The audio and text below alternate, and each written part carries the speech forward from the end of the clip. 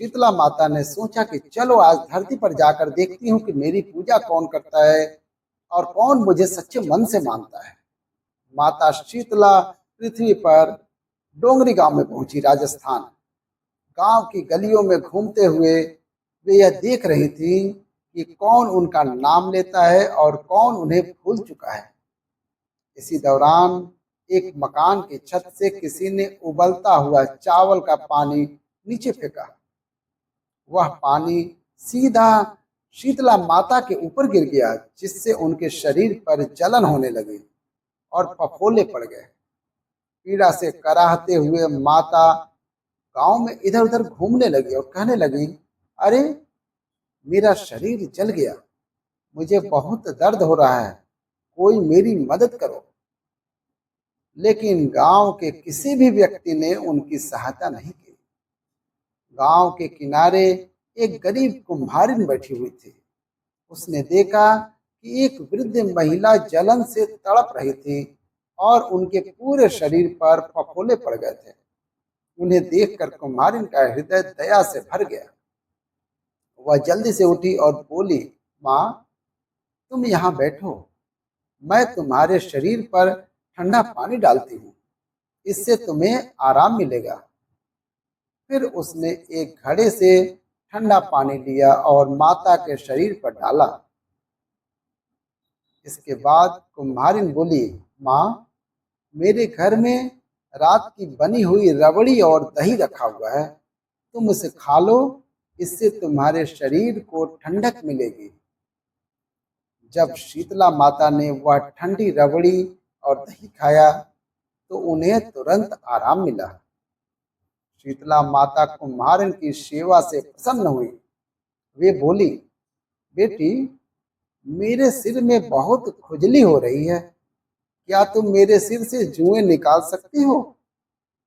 कुम्हारिन माता के सिर के जुएं निकालने लगी। जैसे ही उसने माता के सिर के पीछे देखा तो वहां एक तीसरी आंख दिखाई दी। यह देखकर कुम्हारिन घबरा गई और डर के मारे वहां से भागने लगी।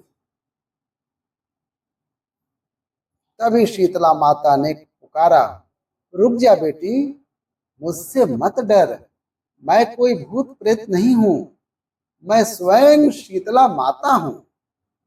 देखिए, मेरे रोंगटे खड़े हो रहे हैं कथा कहते हुए। यह सुनकर कुम्हारिन आश्चर्य से कांपने लगी और हाथ जोड़कर माता के चरणों में गिर पड़ी। शीतला माता कुम्हारिन की सच्चे भक्ति देखकर प्रसन्न हो गई, लेकिन कुम्हारिन दुखी होकर बोली, माता, मेरे घर में बहुत गरीबी है, मेरे पास न कोई चौकी है न कोई आसन जहां आपको बैठा सकूं।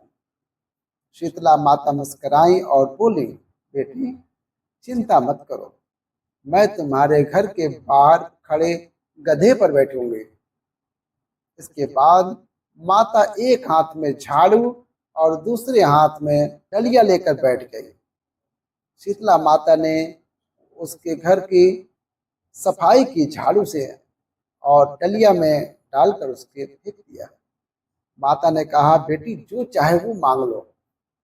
कुम्हारिन बोली, माता, आप इसी गांव में निवास करें और जो भी फागुन अष्टमी के दिन आपकी श्रद्धा से पूजा करे, आपको ठंडा जल और ठंडे भोजन का भोग लगाए, उसके घर से दरिद्रता दूर हो जाए।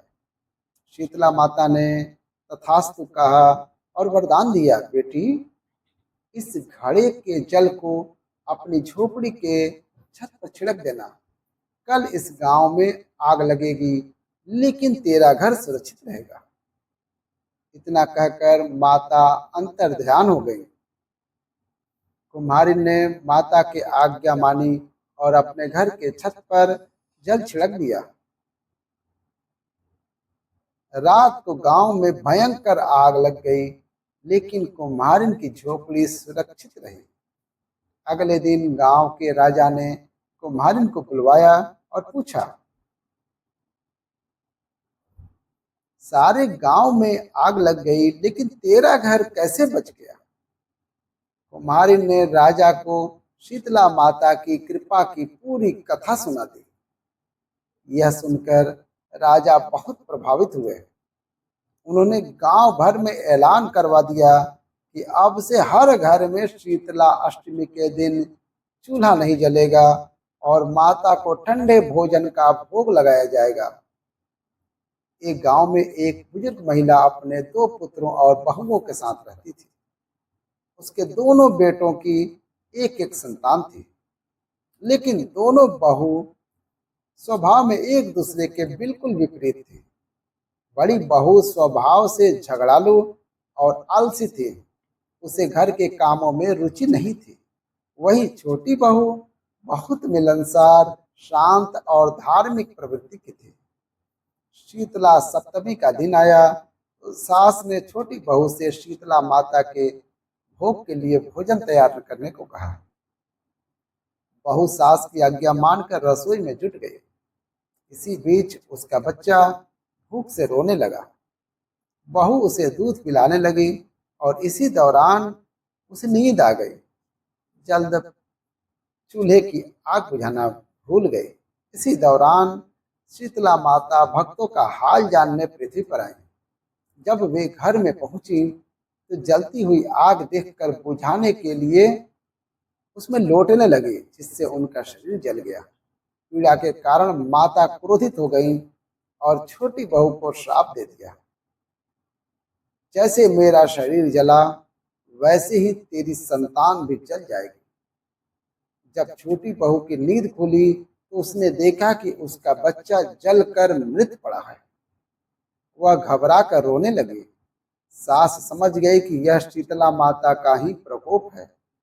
उसने छोटी बहू से कहा, माता से क्षमा मांगो और उनकी पूजा करो, तभी संकट टल सकता है।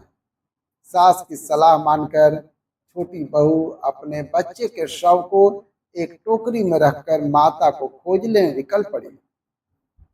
रास्ते में उसे दो तालाब मिले जिनका पानी खारा था, इसीलिए गांव के लोग उसका उपयोग नहीं करते थे। तालाबों ने उससे पूछा, तू कहाँ जा रही है? बहू ने अपनी विपत्ति की पूरी कहानी सुना दी। यह सुनकर तालाबों ने कहा, जब माता से मिले तो हमारे उद्धार का भी उपाय पूछ लेना। छोटी बहू ने उनकी बात मान ली और आगे बढ़ी। थोड़ा आगे उसे दो बैल मिले जो आपस में झगड़ रहे थे। उन्होंने भी बहू से पूछा, तू कहाँ जा रही है?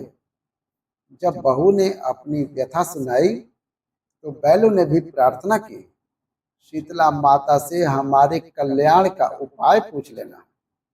थोड़ी दूर जाने पर उसे एक बूढ़ी महिला मिली जो सिर पर खुजली कर रही थी। बूढ़ी महिला ने पूछा, तू कहाँ जा रही है? बहू ने अपनी कहानी सुनाई तो बूढ़ी बोली, क्या तू मेरा सिर खुजला देगी? बहू ने टोकरी नीचे रखी और प्रेम पूर्वक बूढ़ी महिला का सिर सहलाने लगी। जब उसके सिर के सारे जुएं निकल गए तो उसकी खुजली पूरी तरह ठीक हो गई। उसी समय बहू ने देखा कि उसका बच्चा भी पुनर्जीवित हो गया है। अब उसे समझ आ गया, यह कोई साधारण बूढ़ी नहीं है, बल्कि स्वयं शीतला माता थी। छोटी बहू ने माता के चरणों में गिरकर क्षमा मांगी। माता ने उसे क्षमा कर दिया और आशीर्वाद दिया, तेरा जीवन सौभाग्यशाली और समृद्ध रहेगा।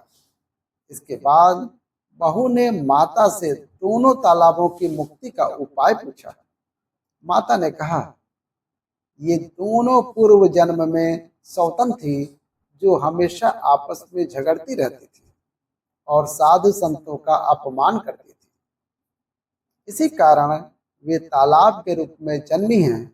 अगर तू उनका पानी पी लेगी तो वे मुक्त हो जाएंगे।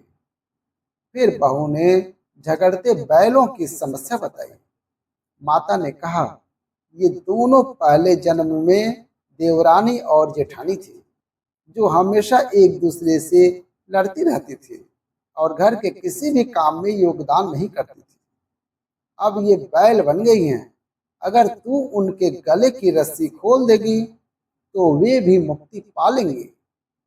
बहू ने माता को प्रणाम किया और बच्चे को लेकर घर आ गई। उसने सास और जेठानी को पूरी घटना बताई। छोटी बहू की समृद्धि देखकर जेठानी को ईर्ष्या होने लगी। उसने सोचा, अगर मैं भी माता के दर्शन कर लूं तो मुझे भी आशीर्वाद मिलेगा।